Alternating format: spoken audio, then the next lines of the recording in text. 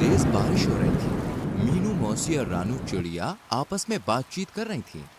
मीनू मौसी, जंगल में 3 दिन से लगातार बारिश हो रही है। अब तो इस बारिश को बंद हो जाना चाहिए। तुम सही कह रही हो रानू। लगातार हो रही बारिश से सभी बहुत ज्यादा परेशान हैं और चिंतित भी। मैं जरा जंगल का एक चक्कर लगा कर आती हूँ। इतना बोलकर रानू चिड़िया बारिश के बीच उड़ने लगी। रानू चिड़िया उड़ते हुए कुछ ही दूर गई थी कि तभी उसकी नजर एक बकरी के बच्चे पर पड़ी, जो कि बारिश में भीगता हुआ कांप रहा था। अरे ये बकरी का बच्चा तो ठंड में कांप रहा है।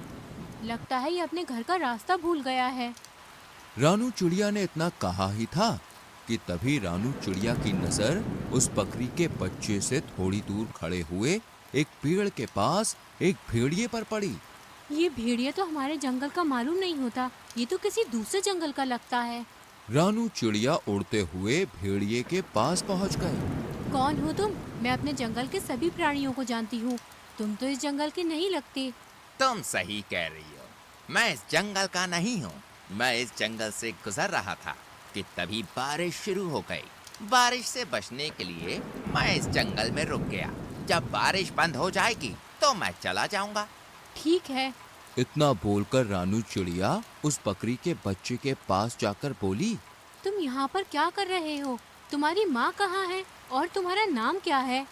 मेरा नाम गोलू है। मैं बारिश में खेल रहा था, मगर खेलते खेलते बहुत दूर निकल आया और घर का रास्ता भूल गया। इतना बोलकर गोलू रोने लगा। तुम चिंता मत करो, मैं तुम्हें तुम्हारे घर ले जाऊंगी। मेरी माँ मना कर रही थी, लेकिन मैंने उनकी बात नहीं मानी। तुम्हें अपनी माँ की बात माननी चाहिए थी। चलो मेरे साथ। रानू चिड़िया गोलू को लेकर कुछ ही दूर चली थी कि तभी गोलू की माँ गोलू को ढूंढते हुए वहाँ पर आ गई। तुम कहाँ चले गए थे गोलू? तुम्हें पता है मैं कितनी परेशान हो गई थी। अपनी माँ को देखकर गोलू खुश होते हुए बोला, मैं आपकी अब हमेशा बात मानूंगा माँ। रानू चिड़िया गोलू की ओर देखकर बोली, अब तुम अपनी माँ के साथ घर चले जाओ और जब तक बारिश बंद नहीं हो जाती तब तक बाहर खेलने मत आना। गोलू अपनी माँ के साथ चला गया और रानू चिड़िया उड़ते मीनू मौसी के पास जाकर सारी घटना बताने लगी। रानू चिड़िया की बात सुनकर मीनू मौसी बहुत गहरी सोच में डूब गई। मीनू मौसी, आप इतनी गहरी सोच में क्यों डूब गईं? कहीं वो भेड़िया उस मासूम बकरी के बच्चे को नुकसान पहुंचाने की तो नहीं सोच रहा था ना? अरे नहीं मीनू मौसी, वो भेड़िया तो खुद डरा सहमा पेड़ के नीचे खड़ा हुआ था। बारिश बंद होने के बाद वो चला जाएगा। अगले दिन बारिश थम गई। रानू चिड़िया धूप का आनंद ले रही थी कि तभी मोनू चिड़िया वहाँ पर आकर रानू चिड़िया से बोली, अरे रानू, तुम यहाँ आकर बैठ गई हो और वहाँ पर बेचारी एक बकरी फूट फूट कर रो रही है। कौन सी बकरी फूट फूट कर रो रही है? मुझे नहीं पता। वह बेचारी अपने बच्चे को ढूंढती फिर रही है। उसका कहना है कि उसका बच्चा कल रात से घर से लापता है। चलो मेरे साथ। रानू चिड़िया मोनू चिड़िया के साथ तुरंत वहाँ पर चली गई। उसने देखा वह बकरी गोलू की माँ थी। रानू चिड़िया उसके पास जाकर बोली, क्या हुआ? तुम रो क्यों रही हो? कल मैं अपने गोलू को घर पर ले गई थी। सुबह जब मेरी आँख खुली तो वो घर से गायब था।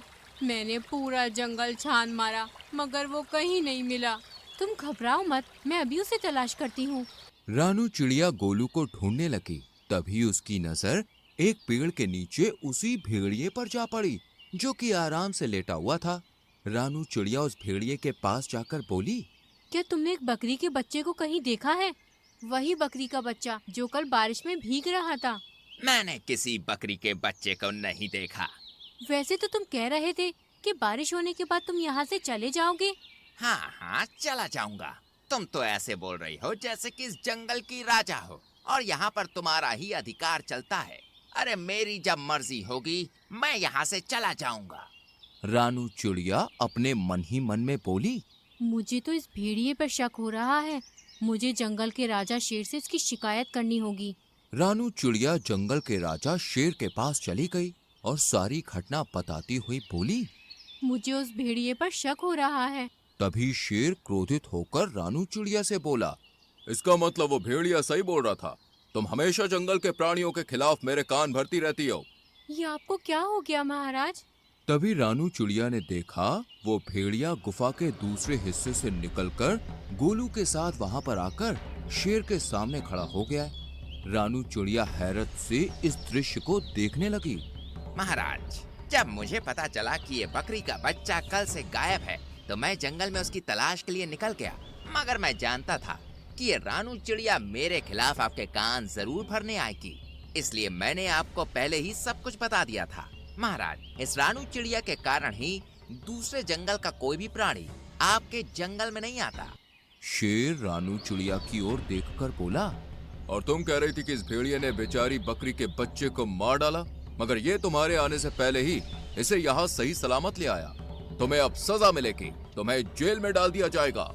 इतना बोलकर शेर ने अपने सिपाहियों को आदेश दे दिया और रानू चिड़िया को एक पिंजरे में बंद कर दिया। शेर भेड़िए की ओर देखकर बोला, तुम्हारी जब तक मर्जी हो तुम यहाँ पर रह सकते हो। भेड़िया खुश होकर वहाँ से चला गया। इधर मोनू चिड़िया इस सारे दृश्य को देख रही थी। वह तुरंत मीनू मौसी के पास पहुँच गई और सारी घटना बताते हुए बोली, कुछ कीजिए मीनू मौसी, जंगल के राजा शेर ने रानू चिड़िया को बंदी बना लिया है। मीनू मौसी गहरी सोच में डूबते हुए बोली, जब रानू चिड़िया ने मुझे बताया था कि वो भेड़िया एक पेड़ के नीचे खड़ा हुआ उस बकरी के बच्चे को देख रहा था, मुझे तभी कुछ न कुछ गड़बड़ लग रही थी।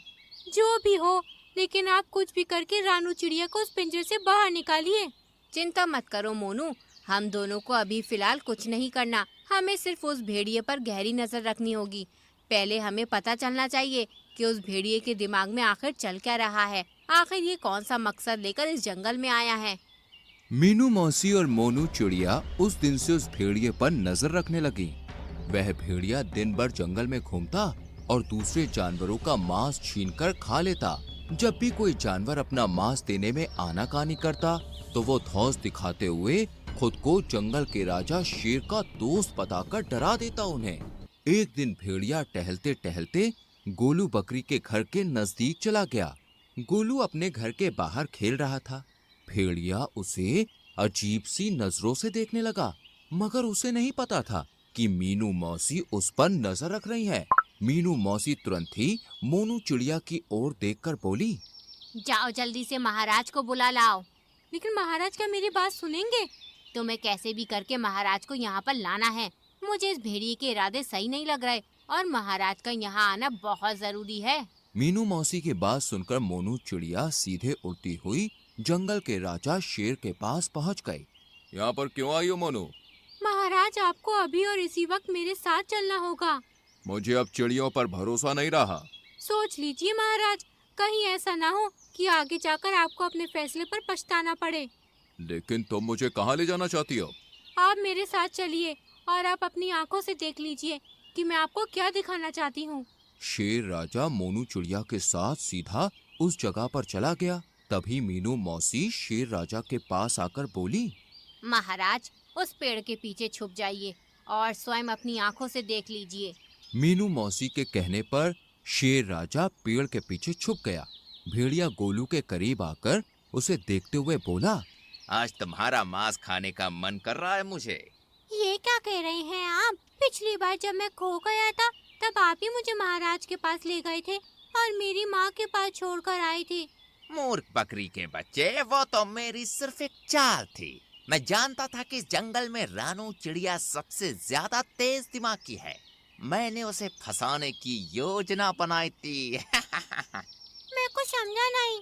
जब तू सो रहा था ना, तब मैं चुपके से तुझे अपने मुंह में दबाकर जंगल के दूसरे हिस्से में छोड़ आया था और फिर खुद ही तुझे जगाकर महाराज के पास छोड़ आया। और जंगल के इस मूर्ख शेर ने रानू चिड़िया को ही दोषी मान लिया। लेकिन अब मुझे कोई खतरा नहीं। अब अगर मैं तुझे खा भी जाऊंगा तो जंगल का राजा शेर कभी विश्वास नहीं करेगा। तुझे खाने के बाद मैं जंगल में अपनी मनमानी शुरू कर दूंगा। इतना बोलकर भेड़िया गोलू बकरी के बच्चे के ऊपर हमला करने वाला था कि तभी शेर दहाड़ता हुआ वहाँ पर आ गया। शेर को दहाड़ता हुआ देखकर भेड़िया पूरी तरह से घबरा गया। अच्छा, तो ये थी तुम्हारी चाल? तुमने जंगल की सबसे ज्यादा समझदार और मेरी विश्वसनीय पक्षी को मेरे ही हाथों बंदी बनवा दिया। मैं तुम्हें जीवित नहीं छोड़ूंगा। इतना बोलकर शेर ने भेड़िए को उसी समय मार दिया। और मीनू मौसी की ओर देखकर बोला, मुझे क्षमा कर दो मीनू मौसी, मुझसे गलती हो गई। कोई बात नहीं महाराज, वो भेड़िया बहुत ही ज्यादा चतुर था और उसने अपनी चतुराई का फायदा उठाकर आपकी आंखों में विश्वास की पट्टी बांध दी थी। शेर राजा ने रानू चिड़िया को आजाद कर दिया, लेकिन इस बार सबकी हीरो मीनू मौसी बन